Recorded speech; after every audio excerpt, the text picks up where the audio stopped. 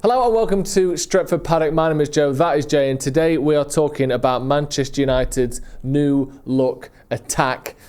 Matheus Cunha, already sorted, that deal is done. Bryan Mbeumo yesterday dropping the shock news via David Ornstein that he has chosen Manchester United. It seems now it's agreeing a fee with Brentford essentially before he will become a Manchester United player. United are massively in the market for a new striker. We've got loads of players in that area leaving. We're going to look through who Manchester United's front lineup is going to be next season and why it's so exciting. Yeah. Simple, really. It is very simple. Let's start with the new guy. Let's start with Bryan Mbeumo because this is one that came in the last 24 hours. Yeah. It seemed as though Arsenal were linked, Newcastle were linked, other teams were linked as well, and United were maybe not at the top of that list because, as we've seen from the absolute meltdown from Newcastle fans, people didn't think we still had the pull that we do. Yeah. Firstly, react to the fact that we've managed to basically make him decide to join Man United. And secondly, just a quick thoughts on how good he is as a player. I mean, first of all, I feel a bit unnerved sitting opposite you. I feel like I'm in a job interview. Well, it's usually Steve sat there, isn't it? Yeah, there's some big shoes to fill there because usually we sit closer together. But the fact that Bryan Mbeumo's chosen Manchester United, I don't think it's that shocking. I've been saying this for months. Years. Like, I know this Manchester United team, as a team, is flawed. I think we can all admit that. We just finished 15th. We lost the final to Spurs. I get it. This is the worst Manchester United Premier League team ever, right? It is. And the manager himself has said that. I think he went one step further and said it's the worst team Manchester United have ever had. But we're still Manchester United. The club hasn't changed. We're still the biggest club in England. We're still the only club in England that gets 70,000 fans through the gate every week. We've still got that history, that stature, that global fan base. That still means a lot. And if you're a player that's played at Old Trafford, which Bryan Mbeumo has, he'll know that, he'll see that, he'll have experienced it himself. He'll experienced it in contrast to other stadiums, other clubs he may have been linked with. So that might carry a little bit of cash in, it should do. So this idea that United are done, we're dead, we're finished, we're washed, it's nonsense. We're going through a very bad time. I'm not denying that, of course we are. But the size of the club, we should be able to attract players from Brentford. Let's be real here, we should. And then the fact that what he brings to the team and how excited I am, the fact we got him, I'm massively excited. This is a player who, whenever we play against him, he looks like a handful. And people say, well, anyone would look like a handful against United. But he's been consistently good against us. I've always looked at him and thought, wow. And someone mentioned this. I did a live video when the news was announced. And I know this is... In some ways, it might seem silly, but it is actually an indication of a player who is quite productive. Someone mentioned about, he's great on fantasy football. When me and you did the fantasy football videos, I had Bryan Mbeumo, and he was carrying my team because he kept getting goals and assists. Yeah. He keeps doing that, and I think in the Premier League, he's played like 136 games, something like the Premier League, and he has a goal involvement every other game. It's something like 40 goals, 30 assists, something like that. So he's literally a goal involvement every other game in a team that's usually around mid-table. That's a decent return. Yeah. And I remember when they lost Ivan Toney, everyone looked at Brentford and thought, well, they're done. That's it now. They've lost the talisman. They've lost the top scorer. Yeah. And Mbeumo stepped up, and he's been a fantastic footballer. Good to watch as well. Just the eye test, can carry the ball. Obviously scores goals. He's aggressive as well. I like that about him. So, yeah, I'm not surprised he's coming to Manchester United, and I am excited about the fact he is. Yeah, you mentioned there about the goal involvements and the ability that he has. I just think that's invaluable. Like I know that people want to look at profiles and off the pitch, on the pitch, and you do have to bring all these things in, and the mentality is important, and the physicality, the athleticism, all these things you have to look at. But if you've been in the league, you're playing in the league that you're transferring to, like you're staying in the same league, should I say, and you have got 20 goals. You were telling me this. The last person who got 20 goals in a Premier League season for Man United is Van Persie in 2013. This is one of the few times when Joe's didn't know a fact that I knew and actually questioned it because it seemed ridiculous. I was like, surely one of Zlatan or Rashford or Ronaldo or even maybe Martial, but none of them did. No, I think it's Robin Van Persie 12 years ago. And that's what he just got for Brentford. Yeah. And like you said, I know this season's been terrible, but we finished above Brentford every other season in both clubs' history. Yeah. So it's not as though he's doing it for a team bigger than we were when Zlatan was playing for us or winning as many games as when Lukaku was playing for us or whatever. He's doing it for, like you said, a team that finishes mid-table. That's amazing. Yeah. And you watch his highlights. This is how sad I am. Last night, I watched a 12.5-minute extended highlights of Brentford versus Brighton. Like that was on YouTube. That's only sad if we haven't been linked with anyone from either of those two clubs. Exactly. That's bizarre. Just watching it anyway.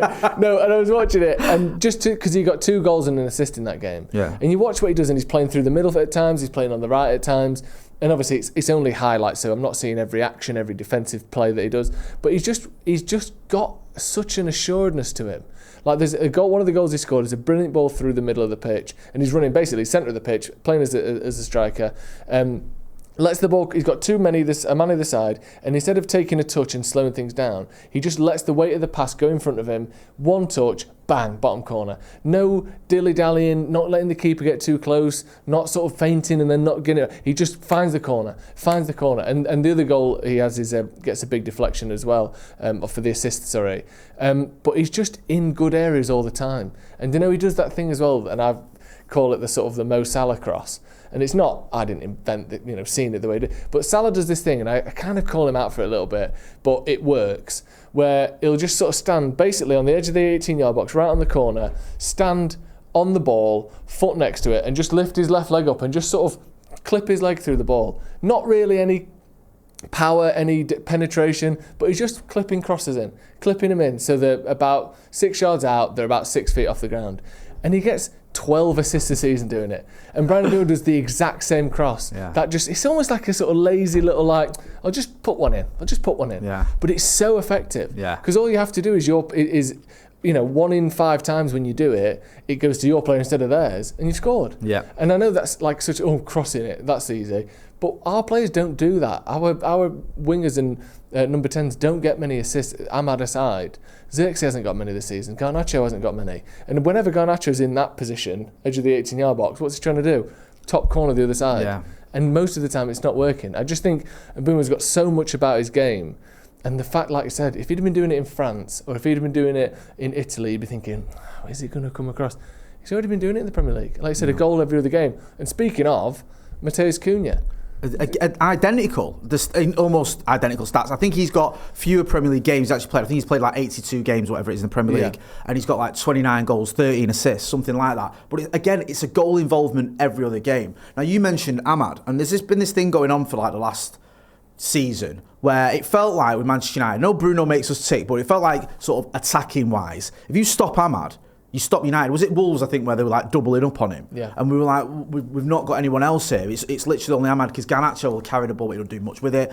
Højlund's fallen off a cliff with his confidence. Yes, there's Bruno, but in terms of the actual attackers, there's not a lot going on other than Ahmad. But you bring in Cunha, he's another player who, like Mbeumo, has that aggressiveness, can carry the ball, can go. If he needs to, he can run at defenders, he can shoot from distance, he can get goals, he gets assists, we know that. But has that little bit of an edge to him. And there's a word that I describe both Cunha and Mbeumo with, and it's unfazed. Yeah. They just look like the proper chilling. Like, they don't look... I know they've got an edge to them, and Cunha especially, you can get, involved in stuff. But when he's on the ball, he just looks relaxed. He looks like he's enjoying himself. Yeah. And how often do we see that at Manchester United? How often do we see a player who actually plays football like they're playing it with the mates in the street? That's what I get sometimes when I watch players like Mbeumo and Cunha. It's just they just don't seem that bothered about what they're doing. They just seem to be doing it sort of in a relaxed fashion. You mentioned it there with Mbeumo's crossing. Like he's just like, go on then, have a go. Let's do the right thing. Put the Cunha ball in does good that. area. Do you remember when he ran through the entire United team at the beginning of the season before last? Yeah. And you're like, what? What's going on here? Like, he's just got that in him, and that sort of confidence and swagger. I know the kids call it aura, I still call it swagger, that has been missing from Manchester United. Because we've had very, very good players, like Jadon Sancho, for example, who've come to Manchester United, and all of a sudden they're like rabbit in headlights.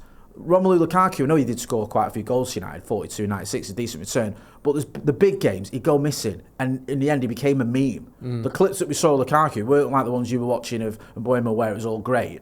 It was ones where he was falling over the ball to Benny Hill music. Yeah. Like, they became sort of just... It became too much for him. I don't see that happening with these two players. I just don't. No. And a lot of the top players, especially in these sorts of systems as well, you need them to have that level head. Like, you look at other players in those positions. Salah doesn't look like half the time he's not even sweating. And go back a couple of years, like Mahrez at City. he would play in that same right wing position and just look so smooth, so unfazed by things. And you can rely on that sort of player to consistently do the right thing. They're not biting their teeth together. I'll fix this. I'll sort this. It's all gone wrong. It's like, I'm just going to do the right thing over and over and over and over again. Look at PSG this season. Kavitra on one side, Dembele on the other.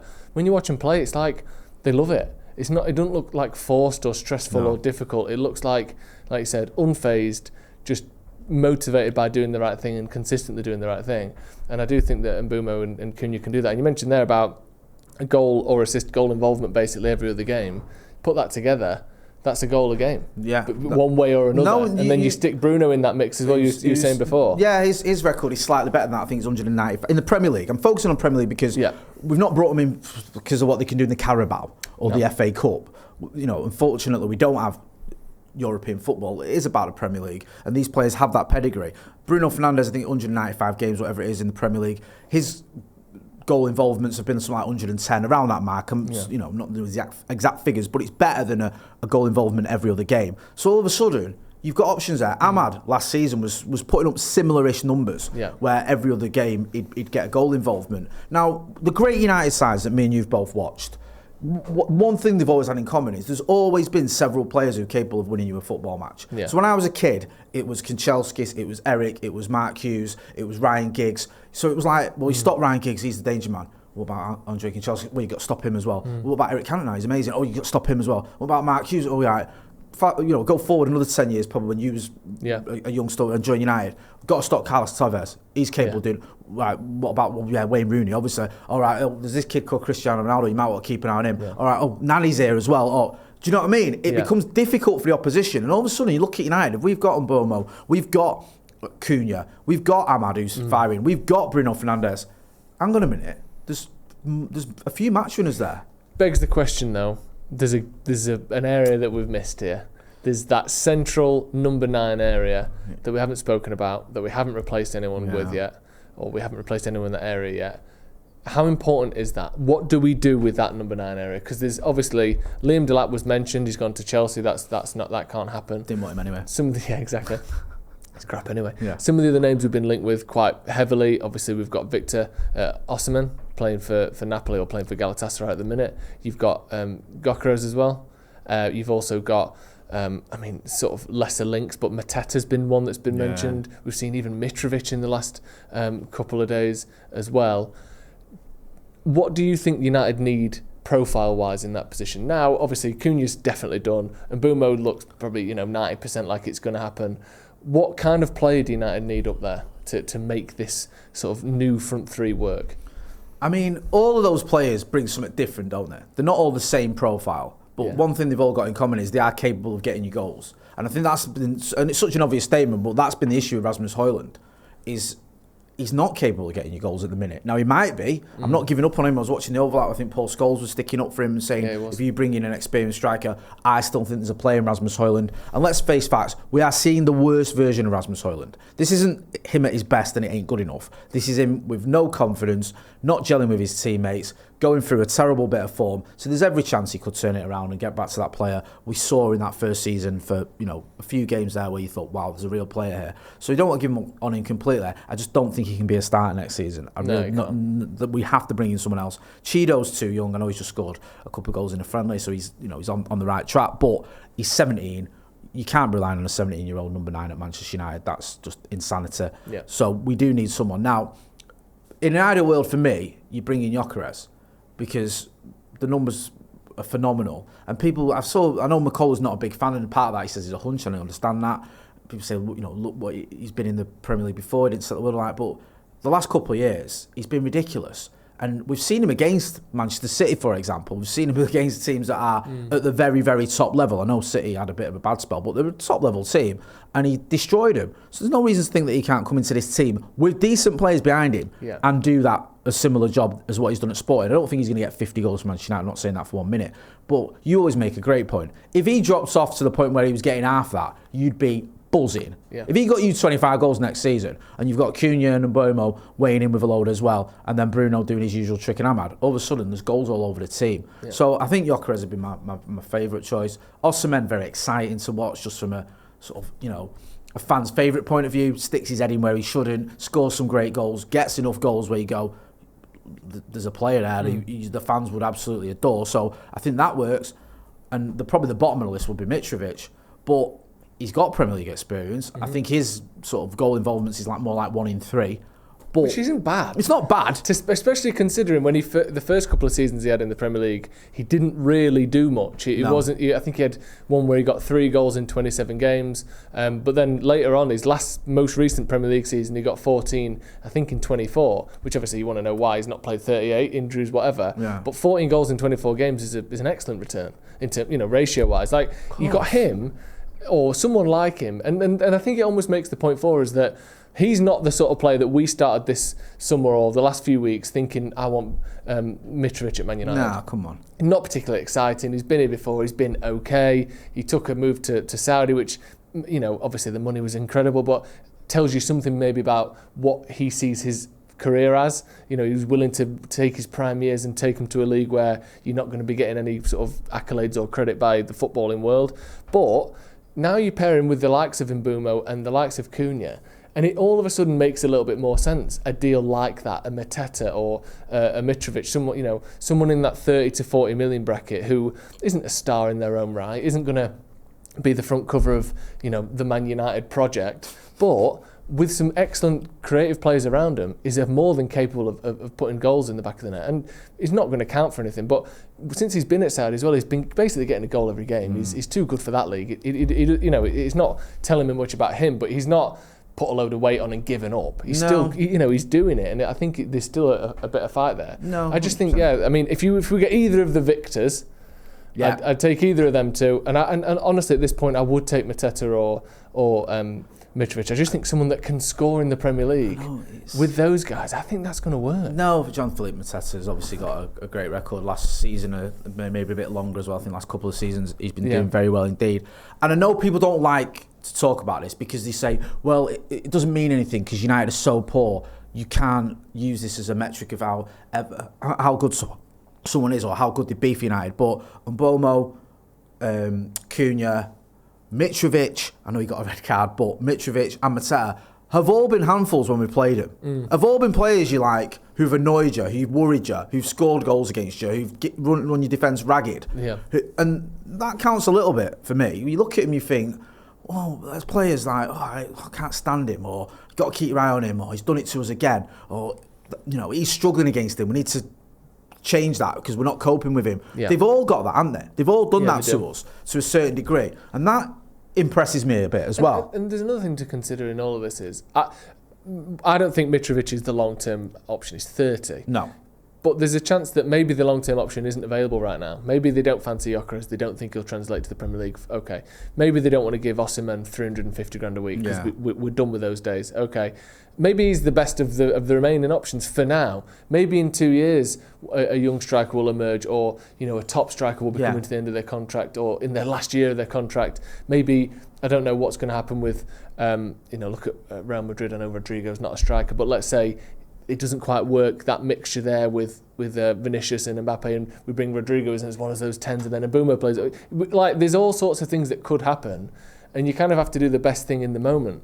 And I think that if that is Mitrovic or that is a Mateta, I definitely think that can work. And I think that you look at the other top teams in the Premier League, Liverpool strikers this season haven't been good enough. I mean, I'm excluding obviously Salah, he isn't a striker, Salah and Dier, but look at their number 9s. Nunes can't really get a game, he plays here and there. Been linked with a move away, he's probably going to leave this summer. Jota comes in and sort of is a bit of a number 9, but not quite. Look at Arsenal, and it's been because of injuries, but they've got Havertz playing up front, who is decent and works-ish, but isn't a prolific number 9. Their top scorer with 9 goals or something. Yeah, exactly. Then they've got Gabriel Jesus, who just isn't good enough. No. You look at Chelsea. Jackson's had a lot of injuries this season, and none of their other strikers have stepped up. And yet, all those teams I've just mentioned have got Champions League football this season. Yeah. You don't need a Haaland or an Isak to get Champions League football. Obviously, it helps. And if you want to go win a treble one day, then you're probably going to need someone like a Haaland or an Isak. But I think for now, just a competent, reliable, someone who can put the ball in the back of the net striker will do us. And obviously, don't give them 300 grand a week. Don't bring them in when they're 35. I think 30 is all right because you get at least 2 years out of them. But, if we can get a bigger name in, then that would be absolutely fantastic as well. It was like, I asked Finn, you and Finn did the Paddock podcast, and asked him about, is there a scenario where Cheeto maybe longer term it could be an option? He said, there's no reason to believe that couldn't happen. Yeah. You don't know. I mean, I know he's only very, very young, but in a couple of seasons, we might have seen him develop. I mean, he's had, probably about a dozen games for Manchester United so far, pretty much all of them, or nearly all of them, as a substitute. He's going to get better. He's going to sort of get used to the Premier League especially. And then who knows where he could be at in a couple of years. Who knows what will happen with Rasmus Højlund. We don't know. By the time he's 24, he might have become the player we wanted him to be. Yeah. So we might even have the players already here, so that in 2 years we're a lot better off by the time Mitrovic is probably not able to do the job for us anymore. So yeah, it's a great point, because I think not everything has to be like right now if there isn't those players available right now. We just need to set ourselves up so that we've got someone who can do a job now, but in terms of that absolute superstar striker that you mentioned, maybe that's either someone we've got now who in a couple of years is ready, or we go out in 2 years' time and spend our half our transfer budget on an absolute super striker. Yeah. Speaking of players who are already here, I think it is worth talking about who will be leaving to fund all this. Because by the sounds of it, United have got somewhere in and around 100 million is the kind of base budget, which, assuming Mbeumo happens, that will be taken up by Cunha and Mbeumo. You're looking between 110, 120 million there. That's your budget done. Anything else is going to have to come from selling players, according to most sources. So you've got Rashford on that list. Yeah. You've got Sancho on that list. You've got Anthony.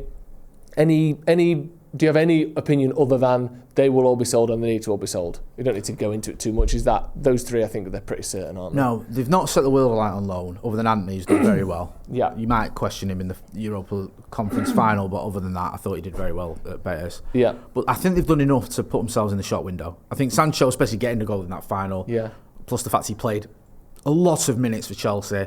Marcus was a bit more patchy at Villa, but the second half... Loads of assists as well. Loads of assists, and that performance in the Champions League against PSG reminded everyone what he's about. And I think clubs will look at him and go, there's players there. He's the only player. Him, there's a player there, sorry, and the others, there's players there. Obviously, I know other teams scored goals, but he's the only player that ever made PSG look nervous this season in the Champions League. Like, against Liverpool, they lost the home leg. They destroyed Liverpool in that game. Yeah. Arsenal...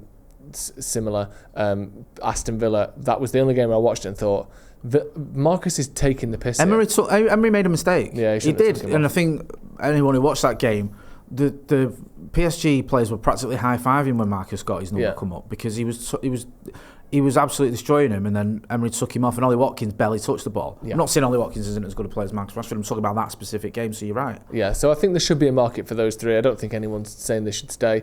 There's a couple of slightly more contentious ones. Garnacho and Højlund. You mentioned Højlund a little bit before. There's links with Inter Milan. It seems as though that they are genuine links, and that United are genuinely willing to sell him if the right deal comes in.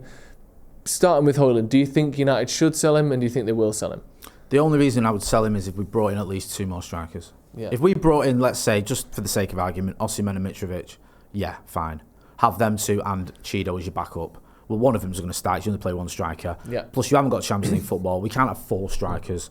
It doesn't make any sense. If Cheeto is only getting a handful of games, and then let's say Mitrovic is playing like slightly more, and Osimhen plays nearly all of them, that makes sense to me. Yeah. If we don't bring in 2 strikers, which, let's be honest, is more likely we won't than we will, then I'd still keep Højlund, because I think you need more than just a new striker. Let's say you bring in Osimhen and he gets an injury, he's out for 6 weeks. Then who's your striker? Just Cheeto? Or you're going to... I know you can play Mbeumo up front, but is that his best position? He can play there?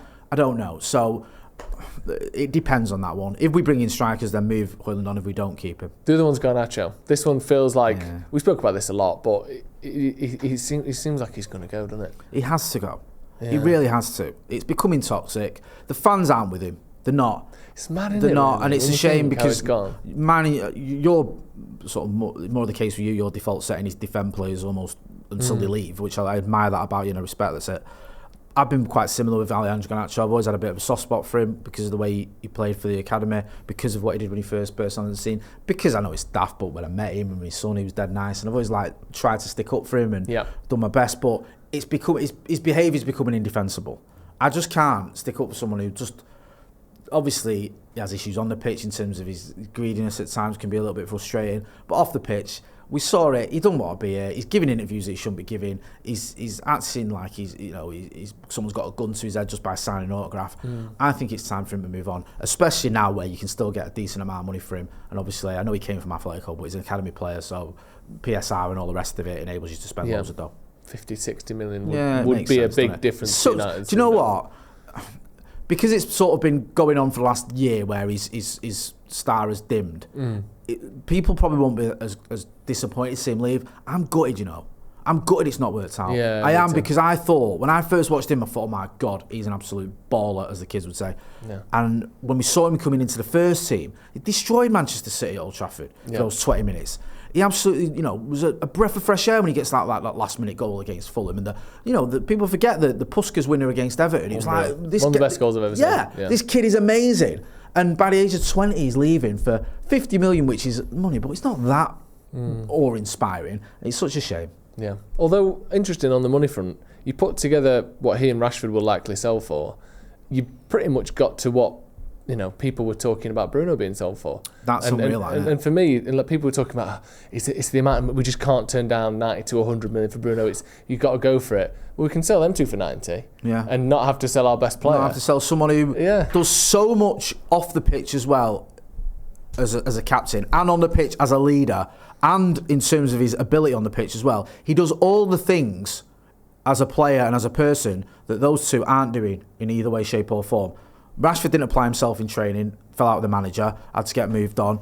Garnacho, his mindset isn't what you need it to be as a Manchester United player. The way he conducts himself isn't what you need from a United player. On the pitch, they don't put up the numbers you want from him anymore. They're not quite performing at those levels that it should be. Bruno does all those things. He does everything you'd want. Marcus Rashford should be a player at United who is a leader, a senior pro, been there for 10 years. Everyone looks up to him. He should be sort of setting the examples. And instead, he's going to spend the summer kicking around trying to find a club that wants him. And that devastates me, because there was a time, I think it's got to happen, I think he's got to move on. But there was a time when I was certain Marcus Rashford was going to be one of our all-time greats. And it's just sad to say. Yeah, massively. Right, thank you very much for joining us. Let us know your thoughts on United's new look front three. Who needs to come in as that number 9 and who will be leaving in the summer? Thank you, Jay, as always. Thanks, thank Joe, you for joining us at home. We'll see you in a bit.